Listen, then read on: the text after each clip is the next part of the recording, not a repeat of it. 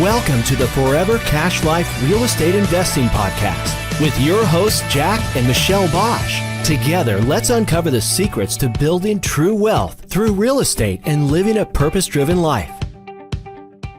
Hello, good morning everyone. This is Jack Bosch speaking and welcome to another session here today. Today we're going to talk about renegotiating and how to renegotiate on real estate deals or land deals in our particular case for more deals at better prices. I hope you're all doing fantastic today. Again, this is Jack Bosch. I'm the co-founder of the Land Profit Generator method and Land Profit coaching programs, and I'm excited to talk to you about renegotiating. By the way, if you have not yet done so, we're having a live event coming up, a virtual live event coming up on June 25th, 26th, and 27th. That is going to be done interactively live with screen share, with whiteboard, with lots of Q&A, with a deep dive into exact land flipping method, and it's going to happen on Zoom. So typically those events are like $2,000 events, and you can get right now in for just $97, right? So go to landflippinglive.com and register for it. During this live event, we are going to cover, for example, on day one is all about the steps of purchasing the properties. Day two is all about structuring the deals, and day three is all about selling the deals. Now, on day one of our live event on June 25th to the 27th, we are going to go into detail, for example, on the subject matter of renegotiating, right? On the subject matter of renegotiating and getting more deals. Because here's how it typically works, right? With our land flipping method, again, it's a direct mail based method. Direct mail still and will always works for land flipping. It doesn't work really well for house flipping anymore because there's so much competition over there. But in land flipping, direct mail works like gangbusters. So what you do is, let's say you send out 500 letters, or let's say 1,000 letters, and you get let's say a 4% response rate. You get 40 phone calls back, right, from that, and from those 40 phone calls, you now make your offers. Well, what's going to happen of these 40 offers, you get one or two or so, let's say, accepted, typically about 25 to 50 offers per one offer accepted. So let's say you get one or two accepted, right? So now in this case, let's just say you get one accepted. So that means that 40 offers went out, one came back as accepted, but 39 of them had actually picked up the phone and called you back, says like, yes, I want to sell my property. Yes. What are you offering? What, yeah, I want to get rid of this property. So while there's probably about 30 of the 40, they're a little bit in la-la land, and they're basically, let's say if the property's worth $50,000, they want 70, right? Or if the property's worth 100, they want 120, or they want the full 100. And that's obviously not how we can do deals. Like if a property's worth 100, we want to put that thing under contract for $35,000, right? So we can go turn around and flip it for $55,000 and make a $20,000 to $25,000 profit. So 30 of the 40 are probably like discarded. We just don't know which of them they are. Again, 40 phone calls came in. You made 40 offers. One got accepted. 39 did not get accepted. So now what do you do? What do you do in those cases? So again, out of the 39, 30 are no-goes, right? But usually about 5 to 10 of those, or perhaps it's about 10 to 20% of your offers that you made, are people that are willing to sell lower, but perhaps you were a little bit too low in your offering, right? You were a little bit too low in your offering. So you offered them, it's a $30,000 property, you offered them $3,500 and they would have sold for $6,000. So one of two things is what you do. Number one is you want to go and and we'll talk about the June 25th to the 27th in detail in our live event, like in the land flipping live event and the virtual land flipping live event. We talk about that in detail, how to do that. You first of all, you do a follow-up strategy, right? You don't just say, okay, well, these guys didn't accept, let me move on to the next area. No, you go back to those same people and you send them a reminder, you send them an update, you have another touch point, you send them a text message, you send them an email, you send them a voicemail or something like that says like, hey, we made you an offer the other day. Did you receive our offer, right? If yes, and you would like to talk about the offer, please call us back. And now what happens? 30 of the 40, well, one accepted, so there's 39 that didn't accept your offer. 30 of the 39 are going to discard it because they're like, yeah, no, they offered me 35 grand on a $100,000 property. There's no way I'm going to sell for less than $100,000. So they're not going to come up that far. They're going to ignore you. But about 5 to 10 of them, or perhaps anywhere in between, perhaps it's 3, perhaps it's 5, perhaps it's 10, but anywhere about 10 to 20% of the offers that you make are people where you just were a little bit off. And those guys are going to go and email you back. Those guys are the ones that are going to text you back. Those guys are the ones that are going to go and call you back and say like, okay, well, I know I got your offer. Your first offer was too low, but what can you do? Right? What can you do? So in that scenario, when that happens, that's such a huge opportunity, right? I just walked a few months ago, I walked one of our coaching students through a scenario just like that. They'd sent out 1,800 letters in one county. They gotten something like 50 or so, 50, 60 phone calls from those 1,800 letters, or perhaps even more. And they gotten only 1 or 2 offers accepted from those 60, 70 phone calls that they gotten. But then after a little bit of follow-up, they were able to put 11 deals under contract. Now, let me be clear about those 11 deals. Sometimes some of these deals, they had to go uncomfortably high in their offers. So it was right from the beginning, it was clear that those are not slam dunk deals, and it's not 100% sure on whether or not they're going to be able to sell those deals. So the expectation was, after having 11 deals under contract, that 4 of them were like deals where they ended up having to offer something like 45% of market value, which I basically told them, hey, it's too high. Like we and our coaching team told them, that's too high, because you ideally want to sell it at 50 or 60% of market value. But hey, the value of the property is high enough that even a 10% swing, so if you buy it for 45% or put it under contract for 45% of market value, and if you can sell it for 55% of market value, that 10% swing is still about $12,000. So it is worth getting that deal under contract, giving it a try, but you don't have much space to actually drop the price anymore after you put it out there. So it's not sure that these deals will sell, but hey, it's better to have them than not to have them, right? So, but what I wanted to show you here, so what I'm explaining to you here is that without the follow-up and without the renegotiating, they would have had 2 deals under contract.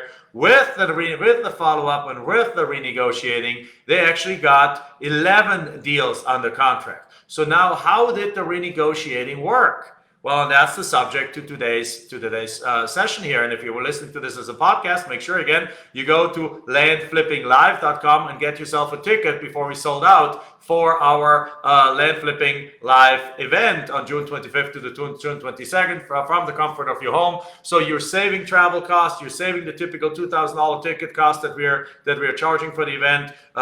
You're basically in the comfort of your own home with a drink next to you, attending the entire 2.5 days for just $97. So it's pretty much a no-brainer. So make sure you go to landflippinglive.com, and perhaps I can actually put it in here, landflippinglive.com, right? So I'm going to put it into the chat box here if you're watching this live in Facebook where I'm doing the session right now. So with that said, though, so how does the renegotiation process actually works? Well, it works the following way.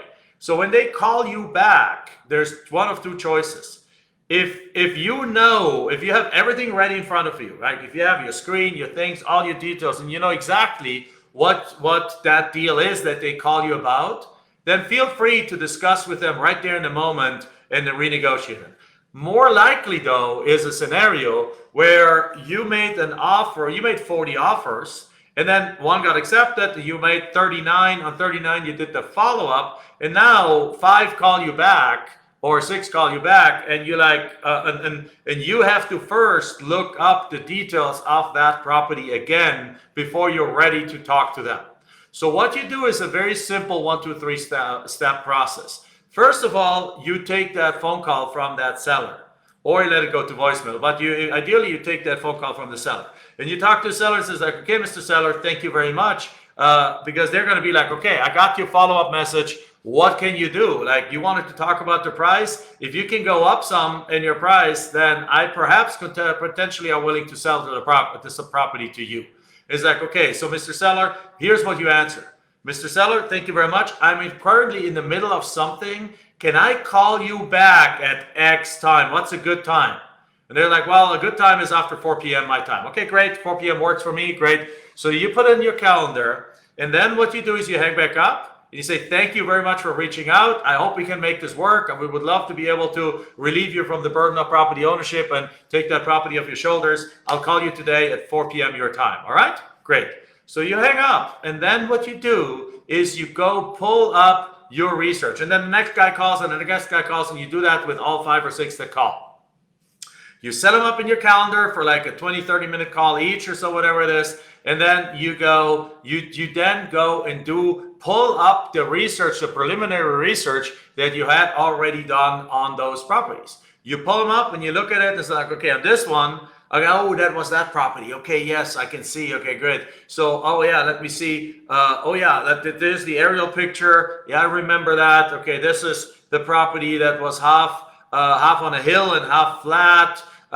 With a paved road. Okay, great. This was the landlocked property. Okay, good. This was the property in this beautiful neighborhood with $1 million homes around it. Okay, great. And this one is a 40-acre acreage out there in a more rural area. Okay, got it. So what you then do is you double check your valuation of the property. You want to make sure that you go back and it's like, okay, let me double check that the values that I've established for these properties are actually correct. So you double check the valuation, so okay, the 40-acre parcel, more in the rural area, I had initially said it's worth $30,000. Let me double check that. Let me make sure that I'm really right on that. So you double check and you come to the conclusion that you made a slight mistake and perhaps the property is really worth more like $40,000. So it's like, okay, great. So you really went deep. You spent 10, 20 minutes figuring out the true value of that property. It's like, okay, good. Now that I know it's worth 40, I can, now what you do is you sit down again and you're like, ask yourself the following question. And the following question is, okay, with the value that I now have established and double checked that the property is worth $40,000, what is the absolute maximum that I'm willing to go on this property, where if they want even $100 more, I will not go there anymore? So what is that? I don't know, let's say the property is worth $40,000. Let's say 25% of that is what, $4,000, $8,000, $10,000. So $10,000 would be 25%, 30% would be $12,000. So, and then ask yourself the question, okay, $12,000 might be my max. Okay, good. Okay, sounds good. $12,000 is my max. Well, ask yourself the following question. What if they want $13,000 for the property? Would I still do the deal? And then you're like, well, 13 and 12 is kind of almost the same. The property's worth 40. I could probably reasonably sell it for 23 or so, 22, $23,000. So 13 is still okay. I'm still making like $9,000 to $10,000. Okay, I'll do that. Well, then 12 wasn't your limit. 13 perhaps is. Then he asked like, well, would I accept 14? Well, 14 is starting to cut it close, but it still would give me like $8,000 to $9,000. So I would still do 14. 15, would you do 15? It's like, oh, okay, 15 is starting to now. Okay, well, I would do 15, but now that I'm on, what if they want 15.5? It's like, nope, I wouldn't pay a dime more than $15,000 for their property. If you make that decision, then now you have your bottom line, and you write that down, and then you go to the next property and do the same thing, right? And the next property and do the same thing, and then by the time that your scheduled meetings come up with those sellers, you know for every single one of these 5 or 6 phone calls that you need to do, what the absolute maximum bottom line is that you are willing to pay for that property. Right? So in this thing, the example where it says it's worth $40,000 and you won't go a dime more than $15,000, you now pick up the phone, you call the seller, you talk to the seller, hey, Mr. Seller, thank you very much for being available. Okay, so let's talk about it. So how much are you looking to get for the property? And the seller's going to say like, well, you make me an offer. It's like, no, Mr. Seller, I already made you an offer, right? I already made you an offer for $8,000 on the property. And obviously that wasn't high enough. So I would need you to counter now to me and let me know what is your bottom line. What is like the lowest that you would be willing to sell that property for? And the seller might, in that moment, he might say something ridiculous like $39,000. And that you mean, in that case, you probably know that there's not much wiggle room, and you basically say like, you know what, Mr. Seller, I'm totally sorry. I did a market analysis on the property, and the property is worth perhaps like it's worth actually. Perhaps if I'm lucky, it's worth around that. Probably it's worth less. I mean, please understand our business model. We're looking for people that don't want their properties anymore. We're looking for people that just don't want to keep paying property taxes, and they're willing to let their properties go somewhat at a discount, because what we turn around and what we do is we keep them for a while, and then we turn around and we go sell them, and we do need to make some money on there, right? So, I mean, have you watched the show Pawn Stars, right, with a pawn shop in Vegas? When somebody says that this whatever item is worth $10,000, they offer $5 because they need to go sell it for 6 or 7 and still make a little bit money on that. That's basically the same model we do here, Mr. Seller. So with that said, I can't get anywhere close to $39,000. Like, is that really your end number?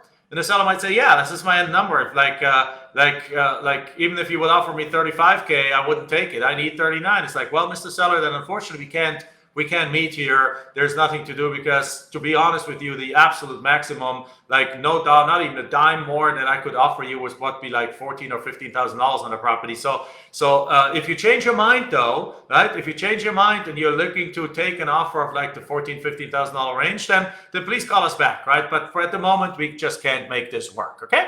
Thank you very much. And then you hang up the phone and you had a nice conversation with the seller that just didn't lead to anything. If the seller, though, the other option is the seller says like, yeah, I know you offered me 8, but that was too low. I am willing to sell, and I'm willing to take a little bit less than what it's worth, but you know what? I need at least $15,000 for that property, right? And you offered me 8. That's just over half of that. So I don't know if you can go that high. It's just like, and then you have a kind of like a virtual smile on your face, because you know 15 is already the max. But now comes the question: do you accept the 15 right there? No, you don't, because please be aware that if you offered 8 and they want 15, they are aware that you're going to meet somewhere in the middle.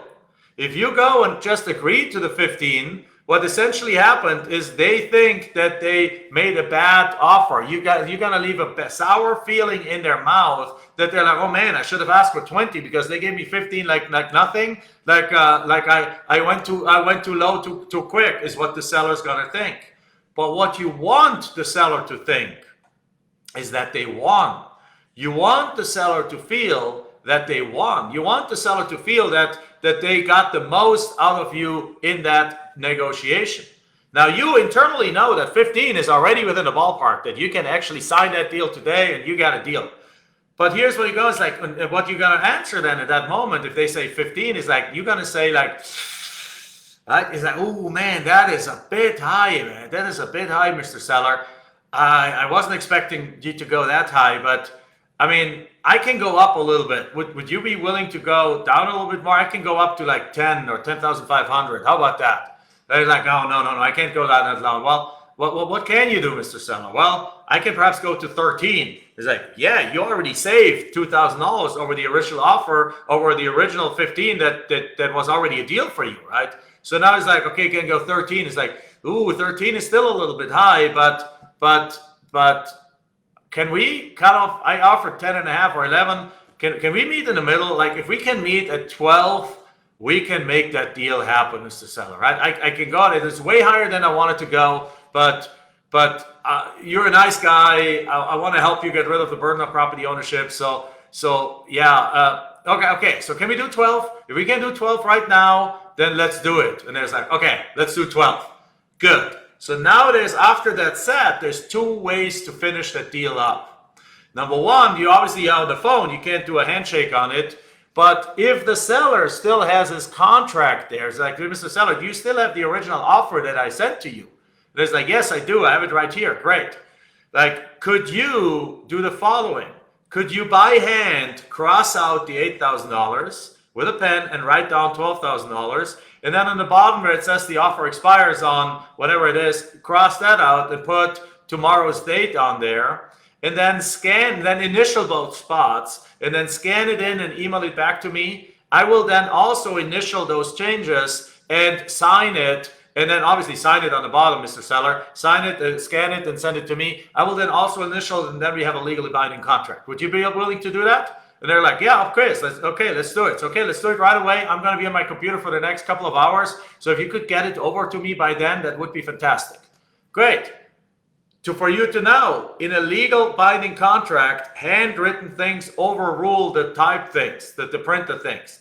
So by handwritten, however, if you handwrite something in it, it needs to be initialed by both parties for it to be legally acceptable. So therefore, when they cross out the 8,000 and put 12,000, they need to initial it. And when you get it back, you also need to initial it. And if they change the date of the acceptance date, it's like this offer expires on June 10th, 2021, and you're talking to them on June 16th, 2021, then you get like, just cross it out, put in the 17th to make sure we have an extra day, and initial that too, and then sign it. Then at that point, it's not yet a legal binding contract because only one person has signed it. But once he sends it back to you and you also initial it and you also sign it, now you have a legally binding contract. That's the quick and easy and quick and dirty way to get them to get that contract to be binding and done. If the seller says like, you know what, no, I'd rather not do that. Can you send me a new contract? In that case, what you do is, yeah, sure, I can do that. You send them a contract by emails. Like, can I send it to you by email? I'll just update it. Like, you generate a new contract from our software, the Investment Dominator, like with new updated dates. You perhaps change the acceptance date to the next day because now you don't want them to have 10 days anymore to think about it. You want them to act very quickly. So if this conversation happened in the morning, you give them as of expiration date of the offer, that's 5 p.m. of that same day. If that happened in the evening, you give them 5 p.m. of the next day to accept the offer. You put in the updated date on there, you email it to them, they print it, sign it, scan it, email it back to you, and then you print it, sign it, scan it, and send them a confirmation back, and you got the deal. That's how you negotiate, right? Now, in some cases, let's say there's a property you think it's worth $100,000, and you see that there's a lot of activity going on in the area, and if the seller doesn't want to go below 50% of market value, is that a deal that you should do? I mean, it depends. If you got 20 accepted deals and you don't need that deal, then no. Then say like, you know, Mr. Sellers, it's just too much for me. But if you're not having many deals accepted and you see it seems to be a hot area where stuff sells quickly at high prices, then even a 50% of market value offer might be something that occasionally in the right circumstances you might accept. But please know that when you accept such an offer, it's not a guarantee that you can sell it. Because now you got to sell it at the upper range of what we typically sell these properties for. Right? We typically sell these properties at 60, 65, or 55, or between 55 and 65% of market value. That's kind of our sweet spot. So if you get that deal on a contract for 50 cents on the dollar, you don't have that much more margin. So, but it's worth perhaps a crap shot. If you only gotten the dealer to accept that, and somebody says is willing to give you a deal at 50% of market value, and it's a hot area, right? If it's a slow area, don't do it. If it's an area that you can see on Zillow that lots of properties have sold at high prices and they seem to be selling quickly, then yeah, perhaps it's worth doing that deal. But be aware that that's a deal that's going to be harder to sell. That might not sell in the time. That might, because you have to, you can't sell it at a rock bottom bargain. Like a deal that you put on a contract for 10 cents on the dollar, you can sell, in the worst case, sell it for 40 cents on the dollar and it'll find a buyer. But if you have it on a contract for 50 cents on the dollar, you can't sell it for 40 cents on the dollar. You would be losing money. So you guys get that? Give me a heck yes here if you understand that, right? So, and if you have any questions about that, please also let me know about that. So that's what I wanted to cover about today, right?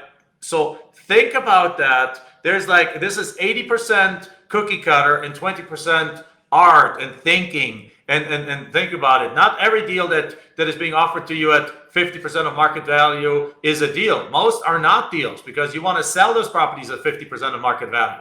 Like most are not, but in certain circumstances, they can be. And this is how our student here that I talked about earlier gotten at the beginning 2 deals accepted, but then through renegotiations, he got another 9. They got another 9 deals under contract, and 4 of them were those higher up deals. But guess what? 2 of them still sold. Now they only made at the end of the day $5,000-$6,000 a deal, but they still sold, right? They still sold. So the message here is renegotiate. Don't just move on after somebody didn't accept your offer. There is another multiple deals in the pool that you can unleash by doing proper follow-up and proper renegotiation. And again, as the last comment, that's exactly what we're going to talk about in a deep dive on June 25th to the 27th in our Land Profit Generator live event under landflippinglive.com. The link is right here in there. We'll put it also, if you're watching this on YouTube or so on, we'll put the link underneath. Make sure, or if you're watching this on iTunes, it's going to be in the show notes. So make sure you go to landflippinglive.com, register for the live event. Again, it's a $97 ticket for a $2,000 event. Right, so sign up for it, attend it, be there, and I'm gonna teach you like from A to Z all day long personally. It says 70 to 80% is being taught by myself. The other 20-30% are being taught by some of our top land flippers. They're sharing additional expertise in different niches and different ways to scale the business. We're gonna teach you exactly from how to go from 0 to going to 100 deals a year if that's what you want to go. And that's just for $97. It's absolutely ridiculous. So register for a ticket. See you there. With that said, thank you. Bye-bye.